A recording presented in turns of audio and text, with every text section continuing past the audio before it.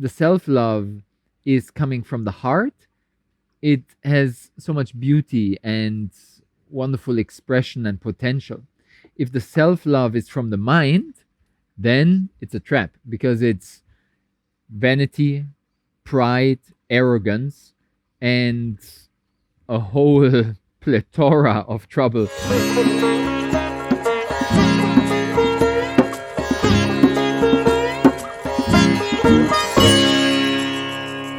Action! Welcome to the Spirit of Yoga. My name is Kirsten And I am Burkhard.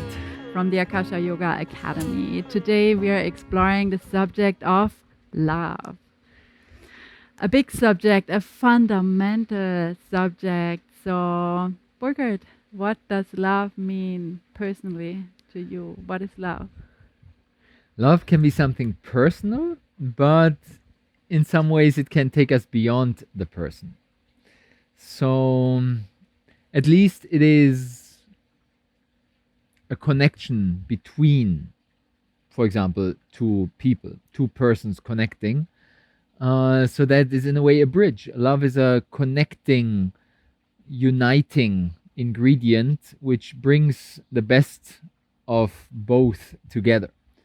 So that can take us in a deep connection between two human beings, but maybe even beyond human beings into what is called the transpersonal love, beyond the person.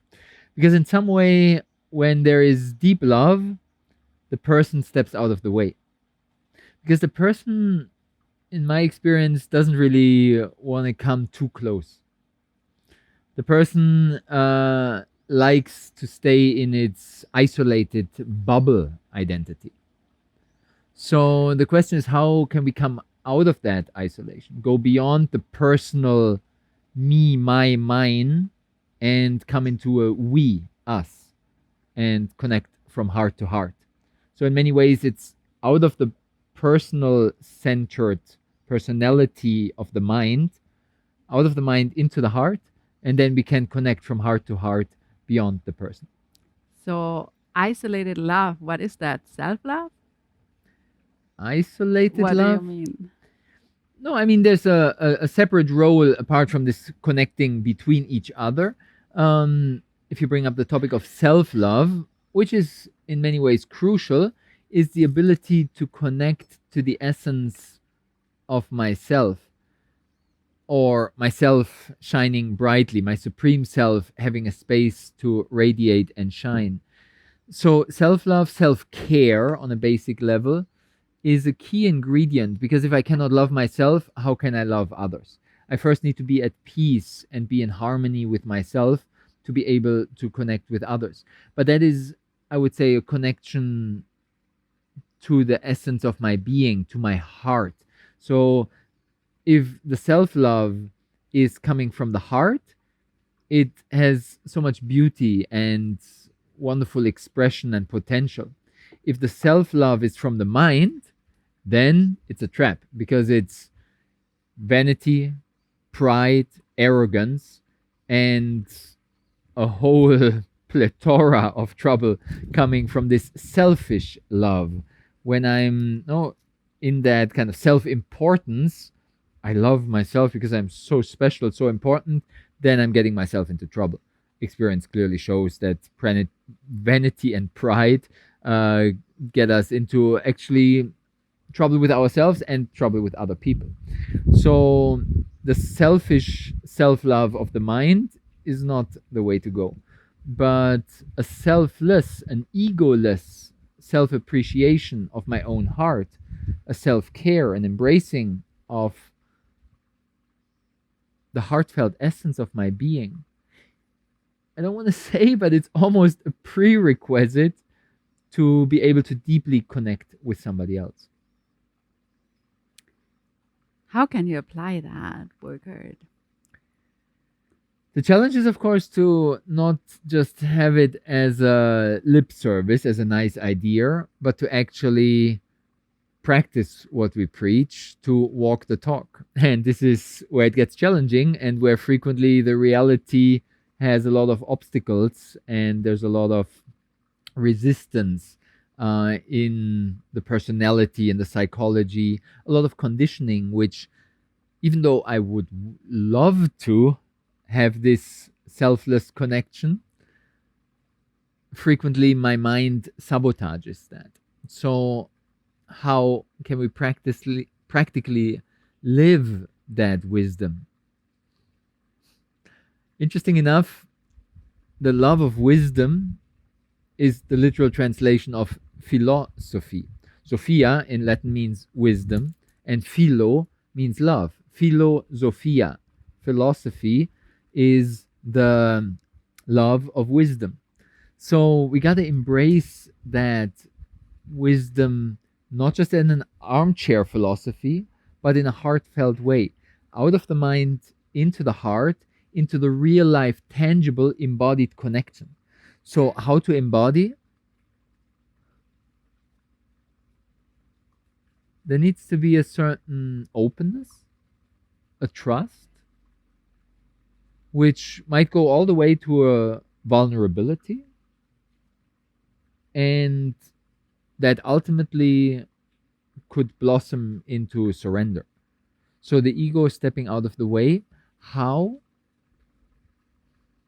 Direct connection, nature, movement, breath, stillness, calming down the mind by giving it less importance. There would be a few headlines of how to connect in a loving way to one's own heart, and then from heart to others. I find an interesting point that you just dropped here, and I think it's worth to dig a little deeper into that. Is that you say out of the mind, into the heart, into the body. So, is there a connection of body and heart?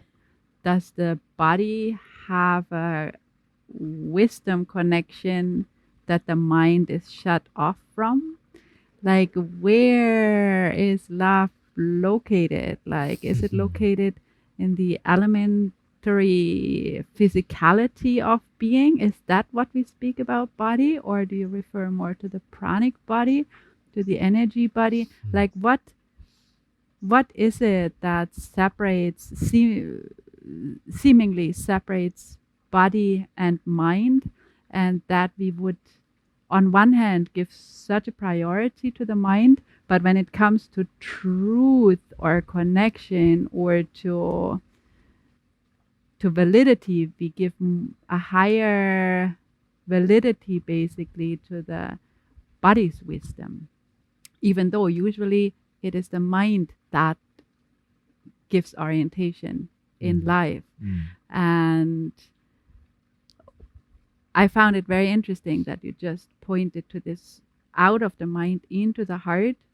The heart is, as I understand you, or what our experience of heart is, I guess, is this place beyond a personal perception, beyond the limited body-mind identification, and then you bring it back into the body.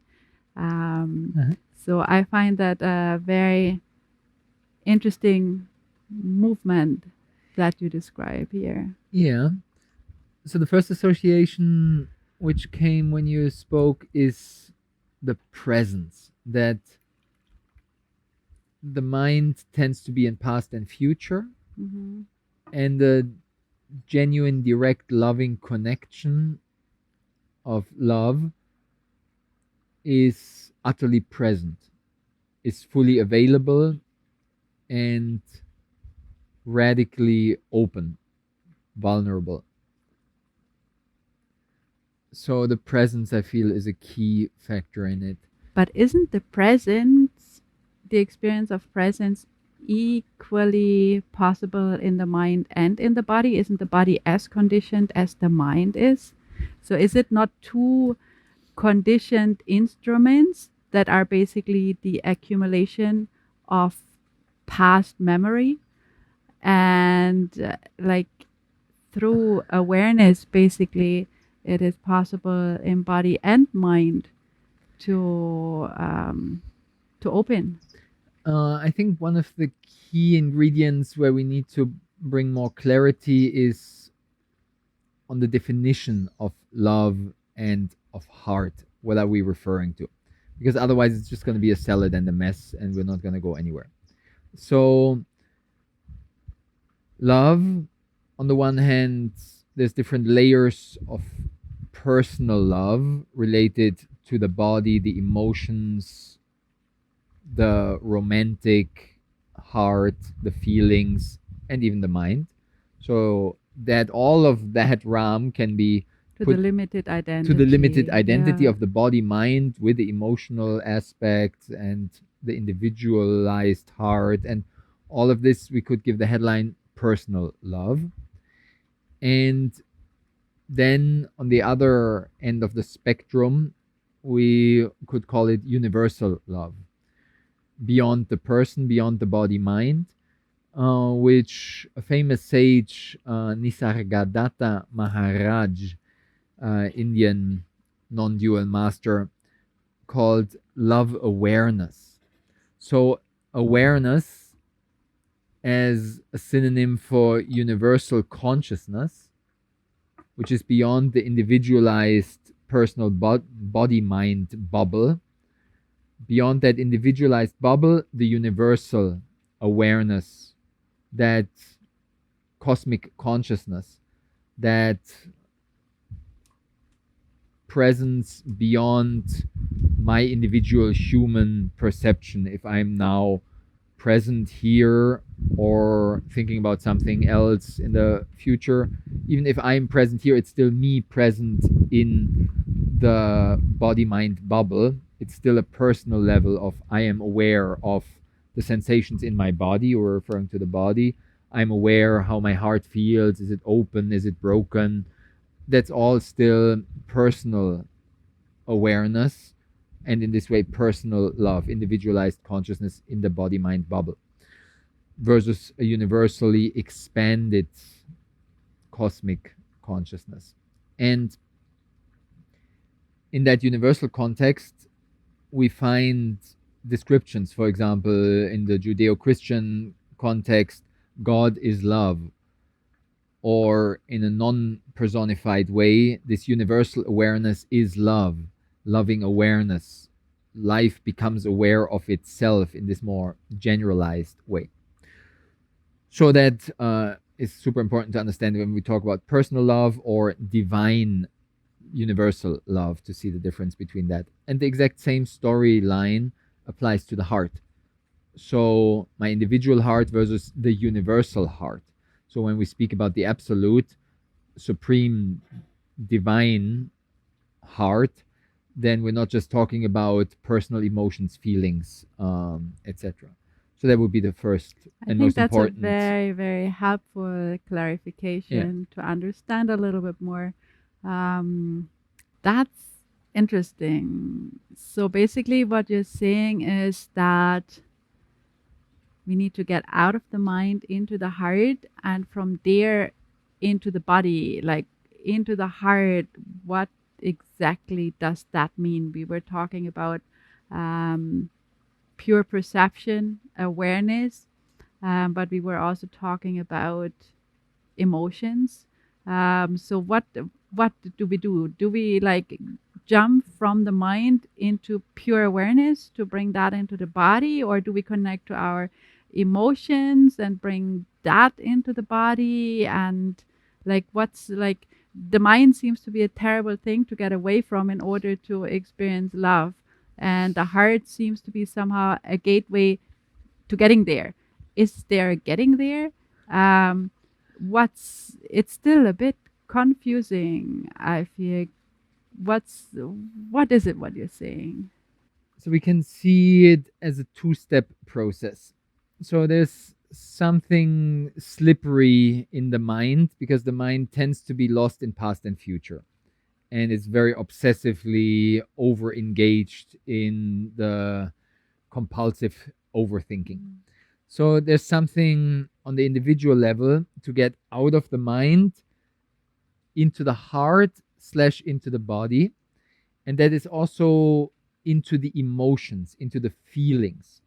So usually we are lost in the mind, overthinking, and there's something about anchoring into the heart body connection. What we'll find there is actually the counterbalance of the intellectual mental mind aspects are the feelings and emotions, which in our modern society tend to have less value than the academic, intellectual, scientific, material mindset, which is so over dominant in education, career, science, media, etc.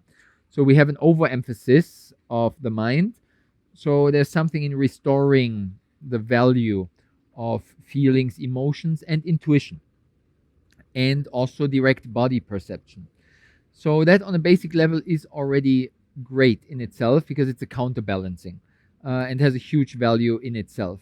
And then to just develop a loving relationship, treating my body and the feelings and emotions with loving kindness, that's a huge value in itself because it's an antidote, a counterbalancing, strengthening of feelings, emotions, and the body. So, love for the feelings, emotions, the body, self care, and different routines and procedures, and just the wellness industry in itself can be so beneficial.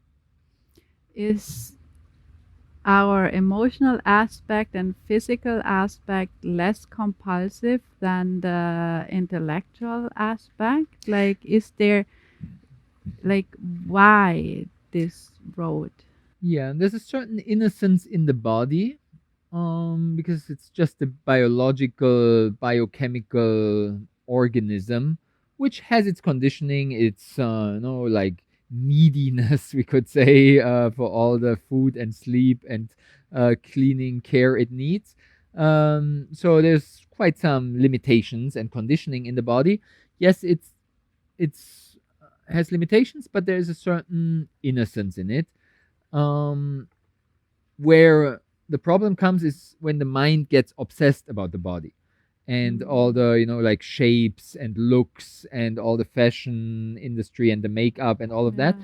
Yeah, That is not really a problem of the body, but it's the problem of the mind expressing itself right, through the body. right. Um so we got to see in a way, the problematic, almost toxic ingredient in the equation is the mind, not the body itself. And on the feelings, emotions, it's kind of a bit of a borderline territory. Um, some of it is a bit more on the innocent side, has its conditioning, the instincts, similar to the body, the survival things, and so on. So many of the emotions, feelings are more on the instinctual side, subconscious, Yeah. etc. Um, where it gets again problematic is the mix of the feelings with the mind. The emotionally charged mind is where a lot of the trouble comes from. Then, no, in the context of love, we find, for example, jealousy. Okay, it has maybe some survival, maybe even evolutionary thing of protecting my family and no, my sustenance, my shelter, my survival, fundamental instinctual human needs related to my love relationship, my family, my protection, and all the rest of those fundamental basic needs. And then the mind mixing into that can get paranoid and fear based, and like the emotionally charged mind can also bring up quite a lot of trouble. So that being said, harmonizing, purifying, and Detoxifying. detoxifying this kind of relate, like the body itself, the emotions themselves, but also in that kind of dynamic interaction of mind and body and emotions, as we discussed the problems coming. So neutralizing, harmonizing, balancing, detoxifying that relationship between mind and body, mind and emotions. And frequently it is actually about, as a first step, just valuing in a harmonious way, in a healthy, balanced, neutral way, valuing the body and its wisdom, valuing the emotions, the intuitions and feelings in their wisdom, mostly by taking the mind out of the equation. So this basic level of self-care is, I feel, a key ingredient. Um, and it's super important in the modern society where we have this overemphasis on the mind, intellectual, mental, cerebral, academic, obsessive thinking. So giving more value to emotions and feelings and the body, and in a way some purifying there, because frequently either the body is then overemphasized with body cults and obsessive kind of looks, fashion, makeup, and all the rest of that. So there's some purifying, deconditioning, detoxifying, um, and for the emotions to give them their place, but to have less drama, less of the troublesome, obsessive, personally fear-based, concerned mindset around our emotions. So that, I feel, would be among the first steps on the path to, in a way, get out of the mind into the body, because frequently in our modern world we're having what in spirituality we call an out of body experience, where that can be an advanced astral projection, and I'm kind of like seeing my body from above, and it's like an advanced spiritual phenomenon and so on. Very amazing. uh, but on the first step, it's actually the opposite for most people, an out of body experience in the sense of completely disconnected from kind of the neck downward, numb, dull, paralyzed, insensitive, especially kind of the archetype of, like, my typology of the male academic Western blockhead, insensitive, uh, numb, not feeling the body at all, completely disconnected, and in this way, an unbeneficial out of body experience. So that's for many people a key to just value the body and its beauty in a way. I feel it's maybe an interesting topic as we speak of this very personal experience or level of love, like this individualized, this separated in a way experience of love, to tap into the topic of jealousy. It is jealousy is a very common experience in relationship, and it seems like that's very much related to exactly that state of loving, that state of personalized, individualized loving, kind of a loving that perceives the loved ones rather as a possession that needs to be protected, and perhaps something that gives value to one's life or validation. So jealousy is something, an experience many people are struggling with.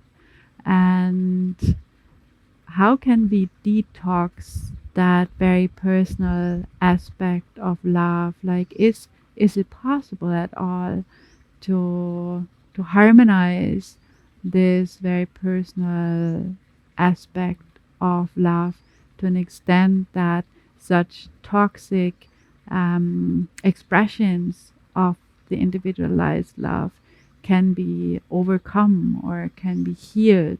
Like, do you have, like, you spoke so much about um, the imbalance, the toxicity of all these levels, and therefore the disconnect and the expressions of that, and to come into the very physical body state and to touch back with emotions. And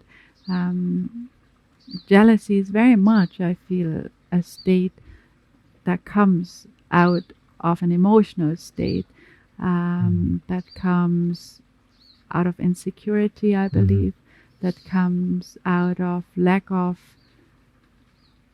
self-knowledge and self-worth, in a way, like an internally perceived state of lack that is projected onto an outer validation of this state. Um, so what Mhm. can we do about that? Because it it's such a big source of suffering. Mm. How can we come to more harmony? Yeah, maybe starting on a thread which we talked about just earlier of this self love, self care, self embracing, heartfelt connection, and acceptance of myself.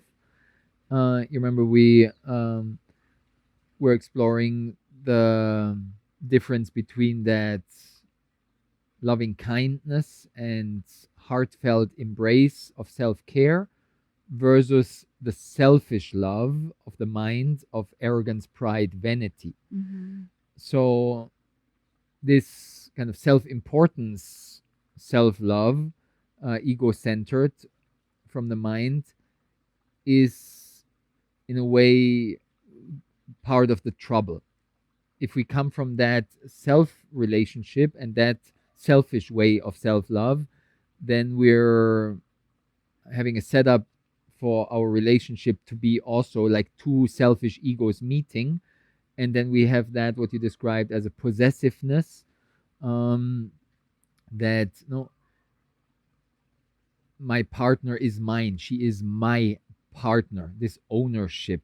And um, then mixing that, what you mentioned also, with the scarcity, the limitation, the isolation, two individualized bubbles meeting and trying to lock each other in, but still staying in their separate bubbles.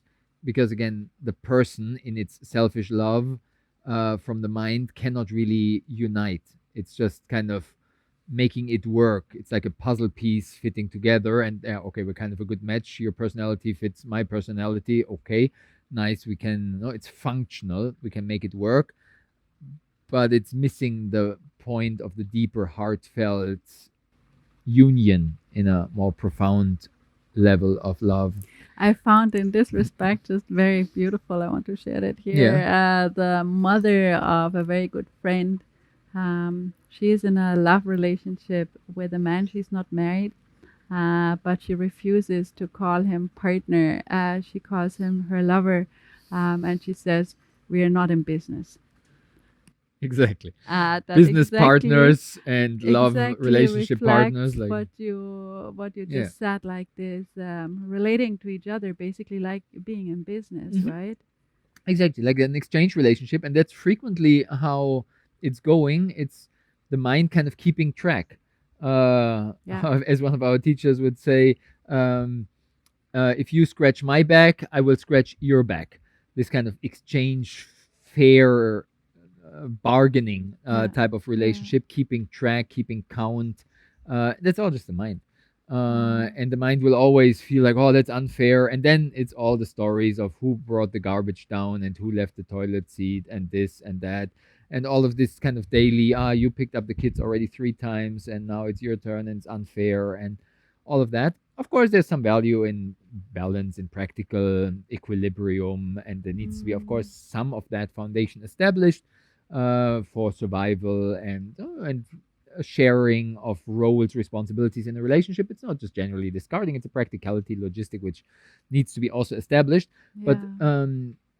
that can frequently have an overemphasis in relationships. Yeah. And there might be some also heartfelt love and connection, but then it's a matter of the proportion. How much is the relationship dominated by this kind of practical bargaining partnership? We're in business, Yeah. we're dealing with life's challenges and kind of making it work, functioning, Yeah. etc. How much is the relationship dominated by that practicality, or how much is there a purity of this unconditional love, where I'm giving in the relationship without expecting, which is more the motherly love, this selfless service. And that Yeah. brings this beauty actually to the profound, heartfelt, loving relationship with myself and then with others. So that's, I feel, a key to overcome jealousy. That was your initial main Yeah. question, how to Yeah. go beyond jealousy. uh, we need to be at peace with ourselves, deep embrace, intimacy, and heartfelt connection of self care, beyond the personal mind just optimizing and trying to be successful, etc. So, harmonious self care and integration, self love within the individual, within myself. I don't want to say as a prerequisite, but as a helpful condition to be able then to relate for two human beings to meet beyond the efficiency, practicality, bargaining, partnership.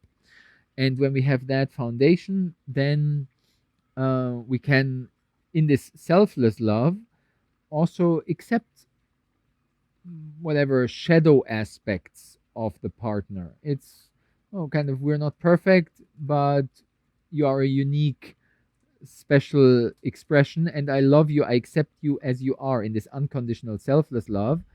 And then I more and more drop also that attitude of possessiveness, of my Yeah. partner, of ownership.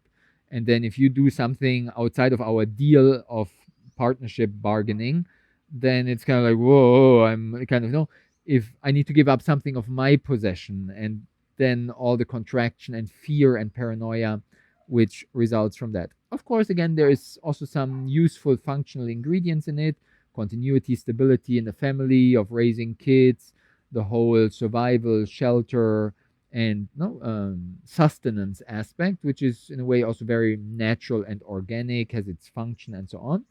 Um, but then again, when the paranoid, obsessive mind comes in, it can be, then controlling and all the rest of the trouble which come from possessive relationships. Yeah, so I feel a really key ingredient is to not meet your partner and the world as your problem solver, not to perceive yourself as, in a way, half that needs a second half in order to complete, but to find completeness within, basically, and to establish Mhm. the fragrance and relationship that you want to see in your relationship with the world and with your partner, or a lover within. And in this way, to create an energetic frequency that invites, basically, either the right partner or invites your partner and your loved ones to actually attune to, rather than trying to fix the inner lack by shaping the environment, shaping the partner, shaping the family, shaping the external environment, rather coming from within, creating a healthy, loving, complete relationship. And there I feel it starts also where we were talking about, not to put, or like the toxicity of being like in love with yourself in kind of a very egocentric way, but at the same time there's something to realize that actually I am a big deal, because like I am part of the universe, like I am complete. And from this sense of completion, not as an idea. So that's very important, not as an idea, but as a real sense of connectedness, of wholeness, that spreads basically beyond an individual experience, like this knowingness of connectedness. And I feel this is a way to not charge one's being, I wanted to say, with love, but it's not about charging yourself. It's more like opening the doors to love, basically, rather than shutting oneself off from love, and being with a broken self and trying to fix with little pieces that we try to take from the outer environment, rather to come to an state of expansion, in which basically at one point everything matters as much as yourself. Like, in a way, there's this saying, love your neighbor as you love yourself. That's Jesus. Like, there must be such a fullness, such a like openness as love and experience of that be present within, that then easily just is transmitted and shared, or like the same importance given to everything and everyone, independent of if that's now your partner, or if that's your child, or if that's a tree, or if that's a stranger. If there's a liking or disliking on a personal level, more like this, we were speaking initially about connectedness, that love is an expression of connectedness. So I feel we're talking about actually stepping, and that's the power of love, I feel, stepping out of this fixing of individuality and bargaining in between two individuals in right or wrong. That's the mind, right? Like this discrimination in between what should, what shouldn't, what's right, what is wrong, what do I like, what I don't, what do I resonate with, what I don't. Like, that's all kind of this compartmentalizing of the mind, basically. And we said this can be really toxic in a way for our love relationship. Therefore, an identification or identification has always something a little negative, I feel, but more like this opening into something that is broader. And I feel this is exactly the potential and power of love, to actually break down these walls, to expand. Like, love is expansion, right? It can be in a way caging and contracting when it is in this, what we just talked about, jealousy and all these aspects of limited love. But at the same time, it has the power, and everyone in this world, I feel, is longing for love. Like, we are born into love. Probably 98% of songs are about love. Love is what everybody yearns for and longs for. And so there is something in the human being that knows that there is something more powerful, more complete, more satisfying, more opening than this limited experience. I find that so interesting, that this is not just a spiritual concept, but it seems to be in every culture. This striving for love, this putting love on a pedestal, this knowing that all we need is love. Like, this is just universal. And I find it so beautiful that this is an inborn, a naturally inborn, almost instinct of us human beings, to actually expansion, to growth, to liberation in its kind of broadest aspect, I would say. So maybe can you speak a little bit, because you're very helpful with this, understanding the different aspects. Like, what do we, like, what's that? Is that something emotional and something that works through the emotional body? Is that something that works through the physical body? Is it something actually that we use our mind for? Like, how do we lean into love? How do we become this uplifting aspect of love? How does that manifest into into our being, or where do we meet that? Mhm. So what you were describing is that frequently we approach relationship from a perspective of lack uh, in ourselves, that we think we need to complete ourselves, that we need something, somebody else to make us whole. And it's even the famous ancient Greek myth of the androgen, kind of my better half, my other Yeah, half, my yeah. matching piece, which makes me whole and complete.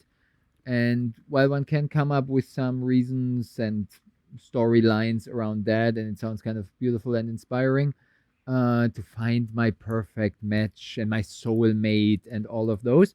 And there is, of course, something about, let's call it compatibility, that we somehow need to fit together in this or that way, culture, subculture, personality, lifestyle, habits, and so on. But even But beyond even there, that, yeah, there is something in partnership also that invites the other to live up to one's full potential in a way. So there is also at the same time something in relationship that invites the completion, but not so much through a completion by something that comes in from the outside or being taken over from the outside, but more like as an invitation to live up to more sure, completion exactly, within. exactly, exactly. So we have on the one hand that kind of myth that I need somebody else to complete me and to be whole, and alone I'm kind of not good enough. And then I come from a perspective of lack, Mm. of scarcity, and I need to find the right one. And I tried before the other ones, and they were not the right ones and not my soulmate yet. And because the match wasn't perfect, and kind of idealizing the perfect partner, which would then make me whole. Um, but it's not really the point. It's not really necessary. It's in some ways a myth, because even we could be very different and complement each other, and then, as you just described, still invite me to live up to my own completion. So it's another dynamic which is actually not really requiring that external completion slash validation, that I have a leg and somebody needs to kind Mm. of fill that hole and plug that missing piece in myself. So as we talked before, in this context of self-care, self acceptance, not taking that wellness self care to the next level, and seeing that I'm whole in myself and I don't need nothing and nobody to complete me and make me perfect, because life is perfect as it is. Mm. And we have the male and female aspects, the receptive and giving aspects in ourselves. And we don't need anything to complete ourselves, because that will just induce an attitude of I'm not perfect as I am. I need something or I need somebody. And then, as long as this new relationship is going well, I'm kind of fulfilled. And then they miss, lose, jealousy, something, separation, problems, friction. Then I feel empty. I'm not complete anymore. And then I get desperate, and then clinging, holding on to, and then the possessiveness and the jealousy and all the trouble coming from that. So relationships tend to flow more smoothly if both partners, or lovers, better said, can meet from that full cup of fulfillment of being already Mm. whole. And then we come both from a place of abundance and radiance and shining. And then we can complement and support each other, and uh, have that, in a way, sacred union, that connection between two wholes, which are then a bit, as the famous metaphor, um, the sum of, or the whole is greater than the sum of the parts. Then it's not just two separate whole beings meeting and one is two, but then the magic actually happens if two whole, holistically united beings come connect. Then the spark, then the magic of love and the synergy and the unfolding expansion, as you described it, can unfold. And then it's definitely, no, it's not just two personal identities, meeting and having a good time together, but the whole magic of it unfolds. And then, in a way, through that meeting of wholes, of two individual, holistically complete beings, then we can together expand into universal love. And that it's not just an individual love duplicated, my strong love for you, your strong love for me, and then it's kind of like nice together, nice, one and one is two. No, but far beyond that, the magic of this universal expansion, that opening into the universal love, and that cosmic consciousness of the universal heart can expand through that connection of individuals, going far beyond the just mere two human beings meeting. So this is where the real magic can then unfold, and where we can, connecting to the steep start which we had at the beginning of the conversation, we can reconnect to that universal love, that loving awareness, where life becomes aware of itself and an expansion into cosmic consciousness. So, a big topic. We touched a few facets, in many ways inspiring. We didn't really get systematically clear with the mind about it, but I feel we touched with the heart on many relevant topics, and felt the inspiration, the call to go beyond our individual limitations of lack, scarcity, imperfection, trying hard, inflated self importance, and then meeting that in relationship, in desperation, trying to find the perfect other that has to complete me and then doesn't, is a disappointment, and jealousy due to possessiveness and all the trouble. I feel we saw quite a big spectrum of the trouble, where the problems are coming from, why love frequently is unsatisfying, because it's too much from the selfish, satisfactory, sensual craving, and more this bargaining approach, scratching each other's backs in exchange. So I feel we saw quite clearly a lot of the problems which are coming from the mind, which are bringing limitations to the self appreciation, self love, and embrace and intimacy with myself.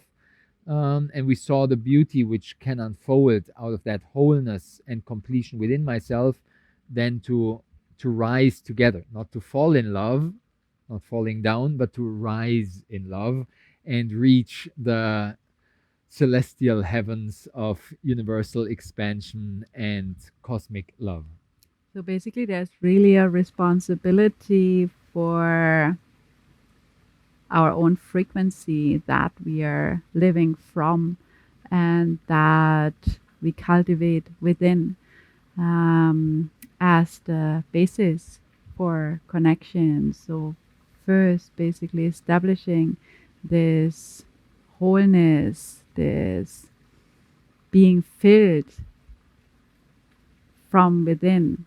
And from that, I feel naturally the attraction of love is falling in place. Like this, I feel this is the most important that we can do about it. Like to self care for our inner environment, to self care for a place of fullness, to self care for also understanding our stories, our history, our memories in the body, in the mind, in the emotions, and to self care, take care of that, and to rise above and beyond.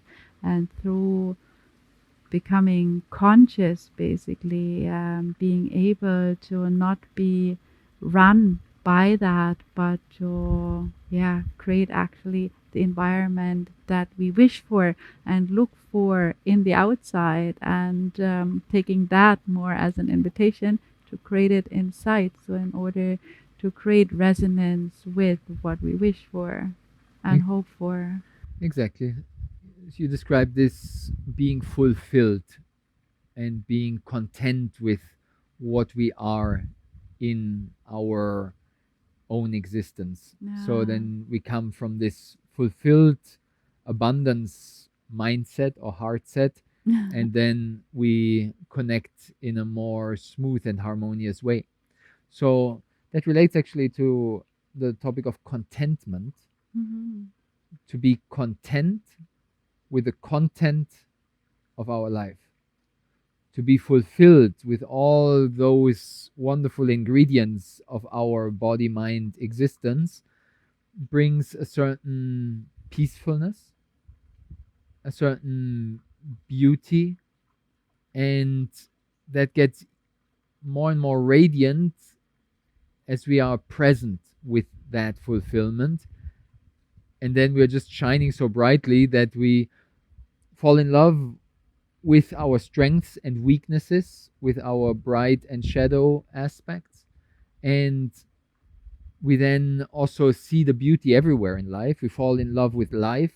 And when we walk through life with this attitude of contentment, because we're so present and so fulfilled, so in a way charged by the gratitude that we experience, that appreciation for all the beauty that is within and around us, if we walk through life with that, in a way, shining heart, then obviously we will see the beauty in other beings.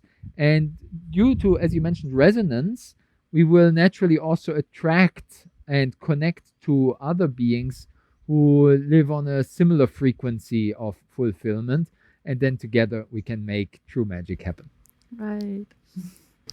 Thank you so much for the conversation on love, on all the different aspects and shades and forms of love.